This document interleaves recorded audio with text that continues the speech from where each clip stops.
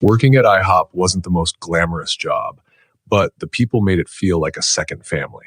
When Denise, our manager, announced we'd have a Christmas party after hours, we were all excited. The plan was simple: close up the restaurant at 9 p.m., clean everything, and then celebrate with food, drinks, and a Secret Santa gift exchange. By 9:30, we had locked the doors, dimmed the lights, and started the party. Denise had hung Christmas lights along the windows, giving the dining room a festive, cozy atmosphere. There were 8 of us there: Denise, a couple of servers, the kitchen staff, and me.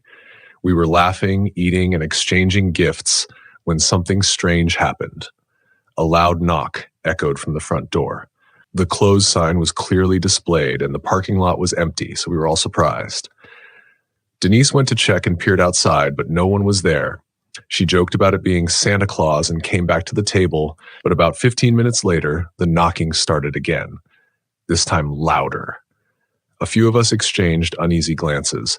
Denise walked to the door again, more cautiously this time, but again, there was no one. She double-checked the locks and brushed it off, though the mood had begun to shift. We tried to move past it and continue the party, but the cheerful energy had dimmed. Then, out of nowhere, the restaurant's lights flickered. Denise waved it off, blaming the old wiring, but it didn't feel like a coincidence. That's when I heard a faint scraping noise coming from the kitchen. Curious, I grabbed my phone for light and went to check, half expecting one of the cooks to be messing around. But the kitchen was empty, and nothing seemed out of place. When I came back to the dining room, something immediately felt off. I noticed the front door wasn't fully locked anymore, even though I distinctly remembered Denise securing it earlier. She quickly locked it again, but her nervous expression said it all. We weren't imagining things. Everyone was on edge now, and we started speculating about who could be messing with us. Then, the knocking started again, but this time it wasn't coming from the front door. It was coming from the back. Denise and one of the cooks decided to check it out together, while the rest of us stayed huddled in the dining room. They were gone for a few minutes, and when they returned, their faces were pale. Denise told us the back door had been slightly open, even though it had been locked earlier. They saw no one outside, but the idea that someone might have been inside the restaurant sent chills down my spine. From that moment on, no one felt safe. We decided to stay together in the dining room and keep all the doors locked, but the air felt heavy, like we were being watched. Suddenly, one of the cooks gasped and pointed toward the front window. We all turned and saw a figure standing just beyond the glow of the Christmas lights. It was too dark to make out details, but the shape was unmistakable, tall, thin, and completely motionless. Denise whispered for everyone to stay calm, but my heart was racing. The figure didn't move, just stood there watching. Then, without warning, it turned and disappeared into the darkness. Denise decided to call the police, but as she was explaining the situation to the dispatcher, the lights in the restaurant went out completely.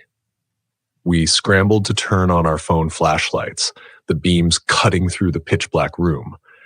The Christmas lights in the windows glowed faintly from their battery power, but they only added to the eerie atmosphere. We could hear faint creaks and thuds coming from somewhere in the restaurant, like someone was moving around. The sound of heavy footsteps echoed from the hallway near the restrooms. One of the servers whispered, "They're inside," and my stomach dropped. Denise urged us to stay quiet while we waited for the police, but every second felt like an eternity. Then the footsteps stopped.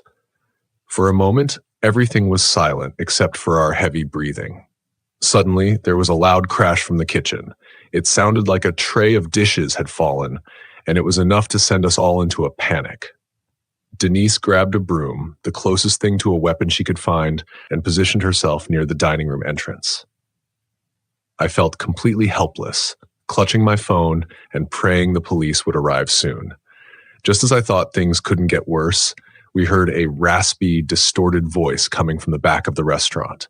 It was faint but unmistakable, muttering something we couldn't understand. The next few minutes were a blur of fear. The sound of sirens in the distance brought a wave of relief, but as they grew louder, the noises from the back of the restaurant stopped completely. By the time the police arrived and swept the building, there was no sign of anyone. The back door was wide open, but the officers couldn't find any footprints or evidence of forced entry. Whoever or whatever had been there was gone.